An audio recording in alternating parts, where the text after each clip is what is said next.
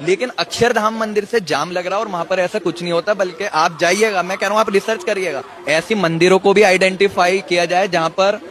لنگر کھلانے کے نام پر اور جہاں پر بھگوان کے نام پر چندہ اکٹھا ہوتا اور اس سے اپنے پیٹ بڑے بڑے ہو رہے ہیں۔ بتا رہا ہوں اللہ کے رسول صلی اللہ علیہ وسلم کے دور میں ہندو پرماتما مسجد نبوی کے اندر آتے تھے اور اللہ کے رسول انہیں اپنے کمرے میں رکاتے تھے اور صحابہ سے فرماتے تھے، اپنے دوستوں سے، کہ یہ اپنے دھرم کے بڑے ہیں، ان کا خیال میں خود رکھوں گا، انہیں پانی میں خود پلاؤں گا، انہیں کھانا میں خود دوں گا، کیونکہ ان کا ادب ہے۔ میں نے کہا کہ گو ماتا کی یعنی گائے کی رکشا مسلمانوں کو کرنی چاہیے۔ اب کوئی مسلمان ہی کہنا یہ بات غلط کہی ہے، تو قرآن نے کہا جو اچھی بات کا انکار کرے وہ کافر ہے، اچھی بات کا انکار کرے وہ کافر ہے، یا ہاں وہ کافر ہے۔ اب وقف مسلمانوں کا پارٹ ہی نہیں ہے، بلکہ وقف ایک الگ پارٹ ہے، حصہ ہے، کیونکہ اللہ نے قرآن میں کہا ہے کہ جب تم اپنے پاس ضرورت سے زیادہ مال پاؤ یا دیکھو تو تم اس کو انسانیت کے لیے خرچ کرو۔ میرے پاس ضرورت سے زیادہ زمین ہے تو اس کو میں لوگوں کے لیے وقف کروں، اس میں اچھے ہاسپٹلز بنا، جو چیز ہماری نہیں ہے تو اسلام بھی کہہ رہا ہے وہ تمہاری نہیں ہے۔ سر وہی لوگ بات کرتے ہیں جنہوں نے نہ گیتا پڑھی ہے نہ قرآن پڑھا۔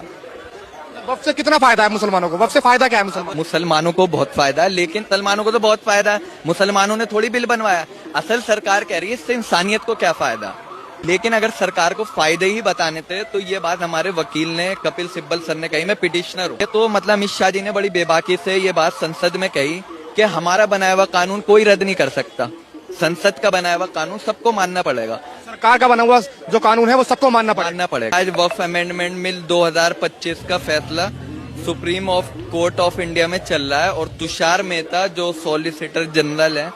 انہوں نے اس پر یہ کہا کہ وقف امینڈمنٹ بل جو مسلمانوں کے لیے بنایا گیا ہے،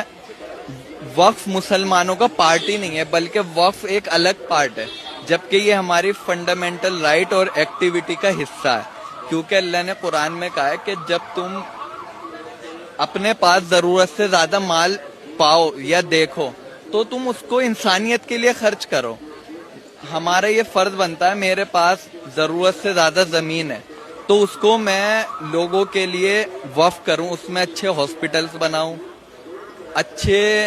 کاؤنسلنگ پلیس بناؤں۔ آپ اپنی سمپتی دے سکتے ہو؟